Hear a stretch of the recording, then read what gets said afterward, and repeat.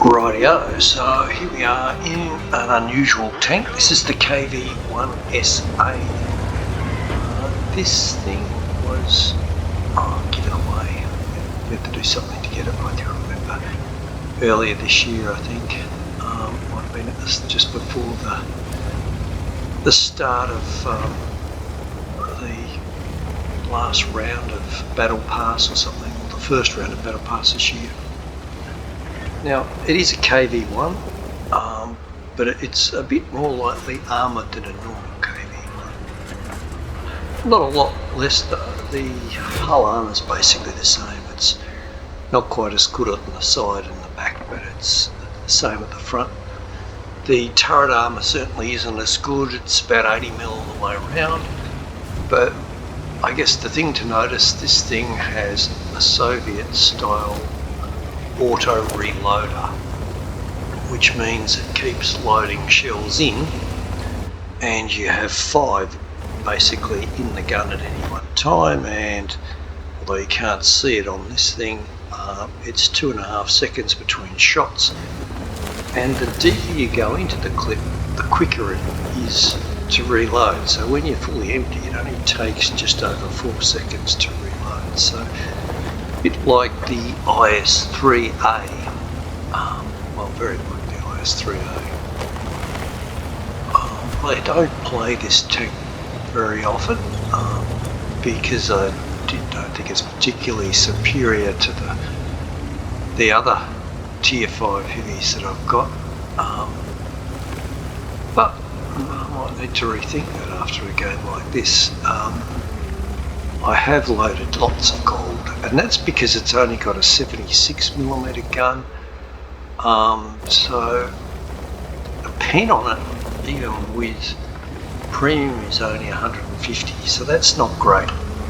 I guess though, correspondingly, because it's a heavy, you're pretty close to most of the targets you're engaging, so most of the time it will pen. I don't get too many bounces.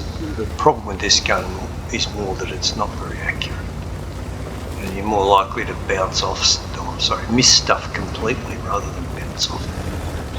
Now I'm just slowing down a bit here. I really don't want to be the first tank up to the top. The reason this tank is a little bit faster is because I've got a turbo in it. Not sure whether that really is the right piece of equipment to put in it, but when I first encountered these things, when they were first new, I did notice they were definitely faster than some of the other tanks floating. So I thought, well, why not?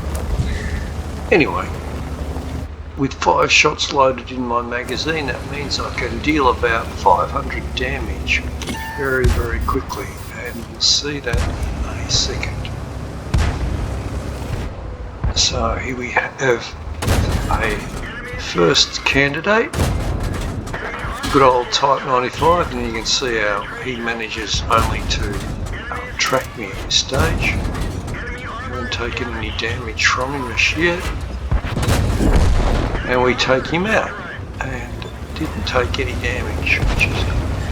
Now we can see that although I have got a turbo in this, it's not brilliantly fast. In fact, it's not really fast at all. It's actually still pretty pedestrian. Now the Churchill, I probably should have gone the other way.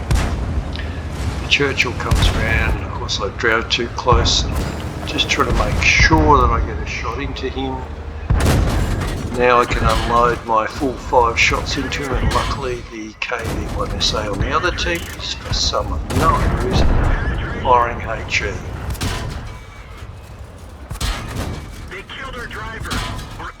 And one more, and there we go. Now let's turn around. Thank you for doing that, that was brilliant.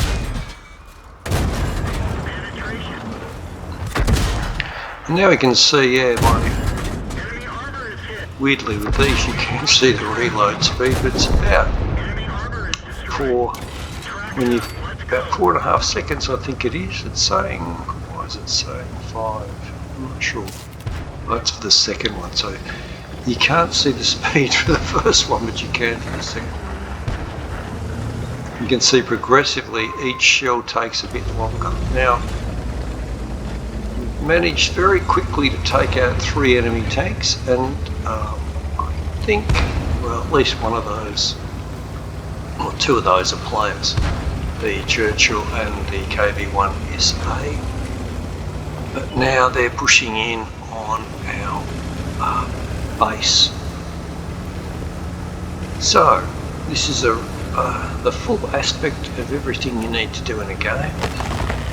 You don't push on when the other flank falls, you go back and defend. That is the #1 rule on how to not lose games.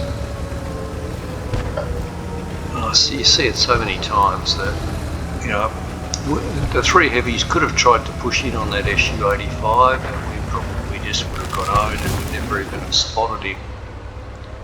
Now this VK does a really good job, even though it is a bot. I think it's because the enemy tanks have been spotted out there, and that's why he rushes in. Uh-oh.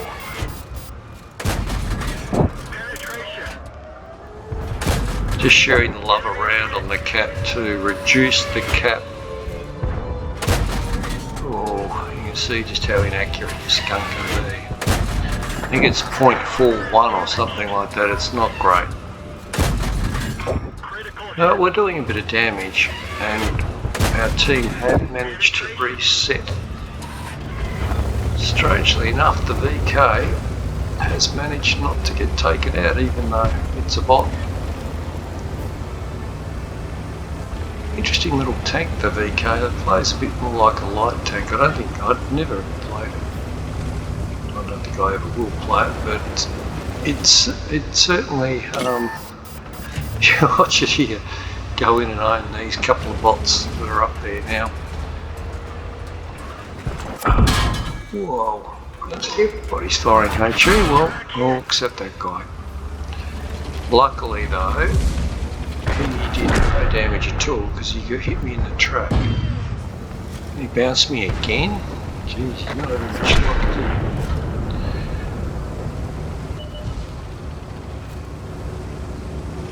Well, there you go. Oh, he gets me that time though. And we've got to break a turret, pull back in. Bit of luck and a bit of bad luck, I guess. Now at this stage we've got 3 players and a bot. They've got 1 player and 3 bots, so you would hope that we would win, but the problem we've got is that their tanks are vastly more stealthy than ours. And our 2 heavies seem pretty determined not to move from their defensive position there. I guess they feel they're not spotted there and they can control the game a little bit. Now the VK goes off again. We'll just give our guys some encouragement. We've got to try and kill the SU. Now all of the enemy tanks have been spotted pretty much over on the other side of the map. So I'm just thinking it might be worth my while. Unfortunately, the poor little bot who did so much for us in that reset gets taken out. He got taken out by one of the other bots actually. So I'm just going to go right to the very edge of the map. They know vaguely where I am. I guess they saw me heading this way. I'm sort of thinking, oh, maybe he'll pop up, maybe he'll push in to try and spot the other guys, but I've got to do something. So in this sort of scenario, even though he should potentially outspot me, a bit hard to say with the TD, the Su-85, I really am not, I have no experience with, I haven't got it. Except the Su-85L, I'm not even sure of that. It's a Stug 3 hull with the Russian 85mm anti-tank gun mounted on it. So it plays very much like the Russian Su-85. And if it's anything like the Stug and the SU-85, they have very, very ordinary view range. So I'm going to try and get on the cap, force him to move up. And you can see the view range on this thing is woeful. But then I'm not running any vision devices or anything like that. It's not usually worth it on a heavy tank. But I've only got 334. He will do something like 160 to 180 damage per shot. So I'm very much too shottable for him if he can hit me twice. We'll see how well he does.